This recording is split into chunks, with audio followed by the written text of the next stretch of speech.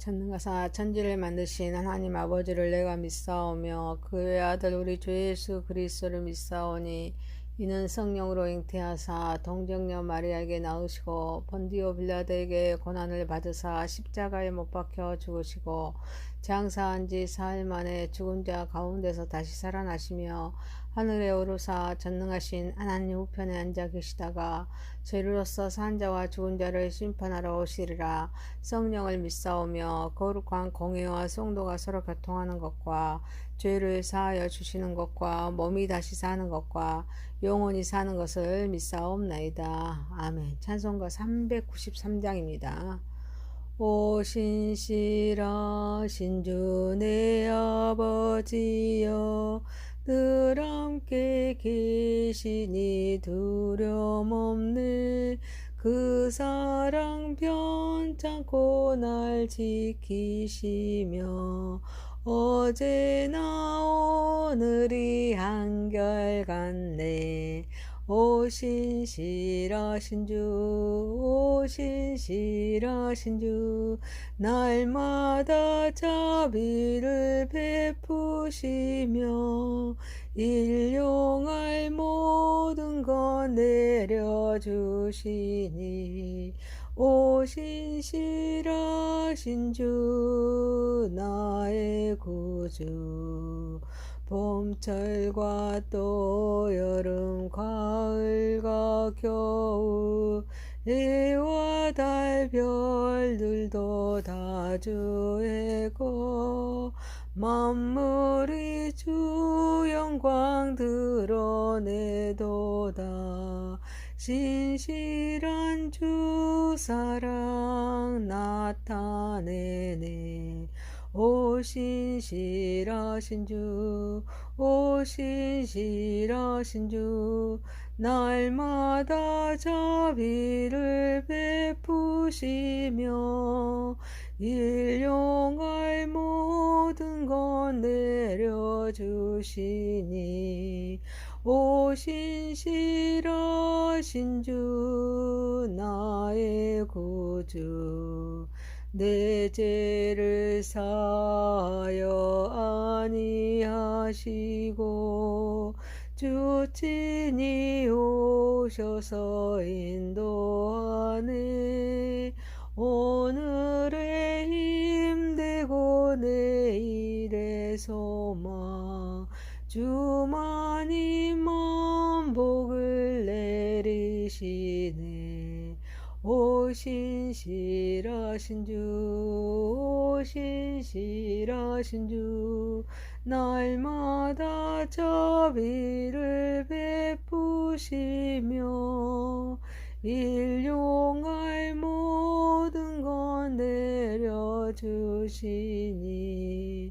오 신실하신 주 나의 구주.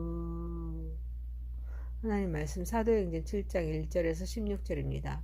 대제사장이 이르되 이것이 사실이냐? 스데반이 이르되 여러분 부영들에 들으소서. 우리 조상 아브라함이 하란에 있기 전 메소포 다미아에 있을 때 영광의 하나님이 그에게 보여 이르시되 내 고향과 친척을 떠나 내가 내게 보일 땅으로 가라 하시니 아브라함이 갈대아 사람의 땅을 떠나 하란에 거하다가 그의 아버지가 죽음에 하나님이 그를 거기서 지금 너희 지금 사는 이 땅으로 옮기셨느니라. 그러나 여기서 발붙일 만한 땅도 유업으로 주지 아니하시고 다만 이 땅을 아직 자식도 없는 그와 그의 후손에게 소유로 주신다고 약속하셨으며 하나님이 또 이같이 말씀하시되 그 후손이 다른 땅에서 나그네가 되리니 그 땅 사람들이 종으로 삼아 400년 동안을 괴롭게 하리라 하시고 또 이르시되 종 삼는 나라를 내가 심판하리니 그 후에 그들이 나와서 그곳에서 나를 섬기리라 하시고 할례 언약을 아브라함에 주셨더니 그가 이삭을 낳아 8해 만에 할례를 행하고 이삭이 야곱이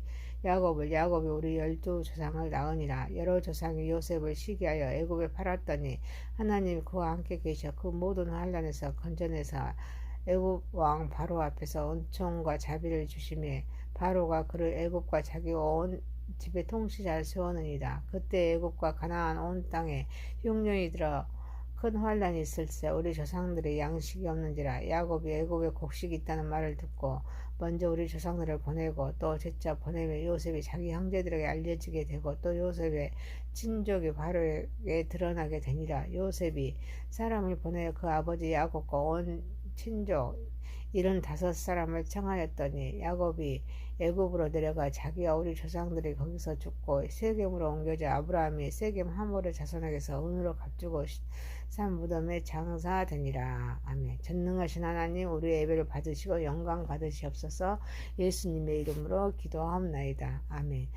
하나님 말씀 사도행전 7장 1절에서 16절 자유롭고 신실하신 하나님이라는 제목으로 은혜를 받고자 하겠습니다. 먼저 인간보다 먼저 찾아오신 하나님이십니다.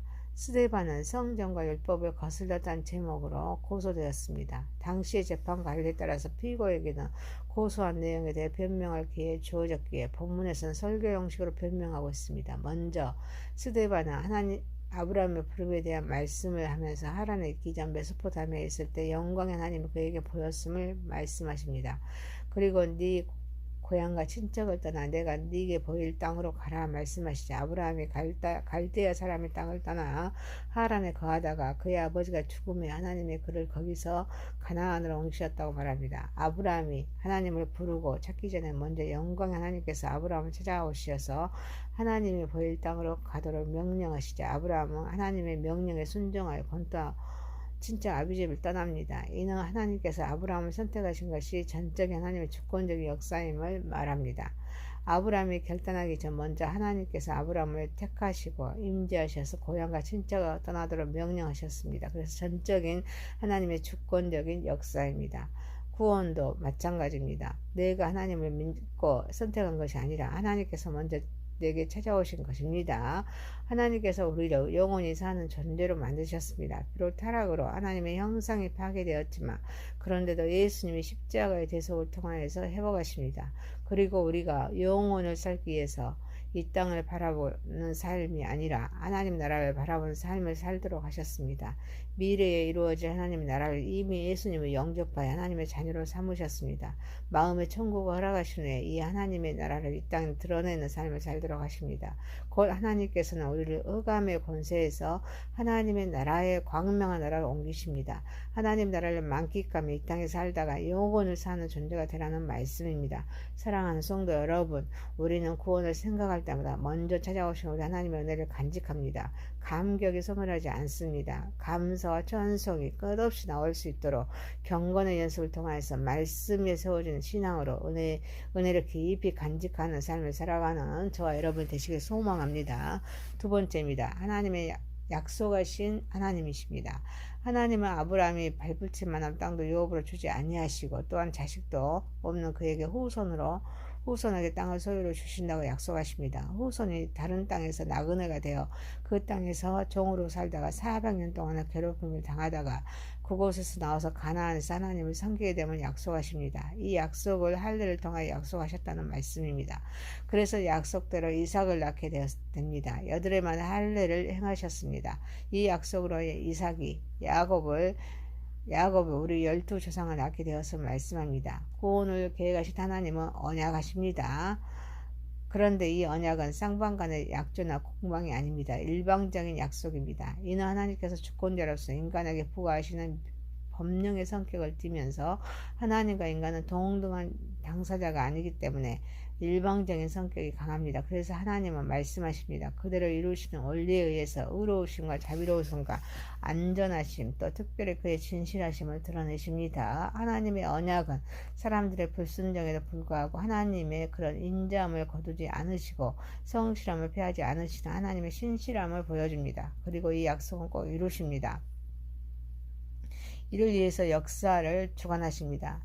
우리 성도는 하나님의 약속을 신뢰하고 믿고 바라보고 믿음과 소망으로 즐거워하며 기쁨을 가져야 될 줄 믿습니다. 이를 위해서 할례의 의미를 되새겨야 합니다. 할례는 남자 생식기 표피를 벗기는 것으로 힘의 근원을 잘라버리는 것입니다. 이는 하나님의 약속을 지키기 위해서는 나의 힘을 잘라내어야 약속을 믿고 순종할 수 있기에 할례를 받음으로써 나는 죽었음을 받아들이는 것입니다. 이는 곧 세례를 의미합니다. 세례는 죽음을 의미합니다. 이게 로마서 6장 3절에 말씀하고 있습니다. 내가 죽지 아니하며 하나님의 약속을 받아들일 수 없습니다. 순종할 수가 없습니다. 내가 죽어야 하나님의 약속을 믿고 순종할 수 있습니다. 살아가는 성도 여러분, 우리는 하나님의 약속을 확신하며 바라보며 소망 가운데 평강이 넘치는 삶을 살아가는 저와 여러분이 되시기를 소망합니다. 세 번째입니다. 하나님의 대행자로 세우기 위해 훈련하시는 하나님이십니다. 하나님은 요셉을 하나님의 대행자로 세워서 하나님의 역사를 이루기 위해 요셉을 훈련하십니다. 그래서 부모의 사랑을 독차지하였던 그런 요셉을 종으로 팔리도록 하십니다. 옥살이하게 하여서 훈련을 시킨 후에 애국과 자기 온 집의 통치자로 세워서 약속을 이루기 위해서 75명을 애굽으로 이동시키십니다.